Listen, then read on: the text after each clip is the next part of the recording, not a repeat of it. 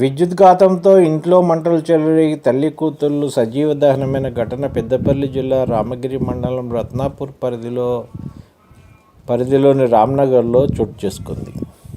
పోలీసులు తెలిపిన వివరాల ప్రకారం రామ్నగర్లో గడ్డం కుమ్రమ్మ భర్త కనకయ్యతో కలిసి అద్దె ఇంట్లో ఉంటుంది. కమాన్పూర్ మండలం ముల్కలపల్లికి చెందిన తల్లి కల్వల పోచమ్మతో కలిసి సెంటినరీ కాలనీలోని ఓ హోటల్లో పనిచేస్తుంది.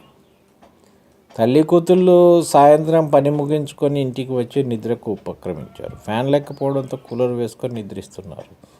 కొద్దిసేపటికి విద్యుత్ షార్ట్ సర్క్యూట్ ఏర్పడి కూలర్ నుంచి మంటలు చెలరేగి పక్కన ఉన్న మంచానికి వ్యాపించాయి. అప్పటికే తల్లి కూతుళ్ళు నిద్రలోకి వెళ్లడంతో ప్రమాదం గుర్తించలేదు. దీంతో ఒక్కసారిగా మంటల్లో చిక్కుకుని పోచమ్మ, కుమ్రమ్మ మృత్యువాత పడ్డారు.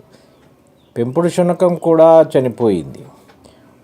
ఊరు చివర ఇల్లు ఉండడం, రాత్రి సమయం కావడంతో జరిగిన ప్రమాదాన్ని ఎవరూ గుర్తించలేదు. అర్ధరాత్రి సమయానికి పని నుంచి వచ్చిన కనకయ్య దహనమై ఉన్న వీరిని చూసి భయాందోళనకు గురై బంధువులకు, పోలీసులకు సమాచారం ఇచ్చారు.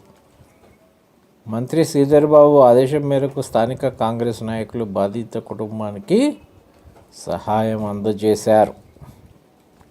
జాగ్రత్తగా ఉండి పాత కూలర్లు ఎర్త్ లేకుంటే సరైనటువంటి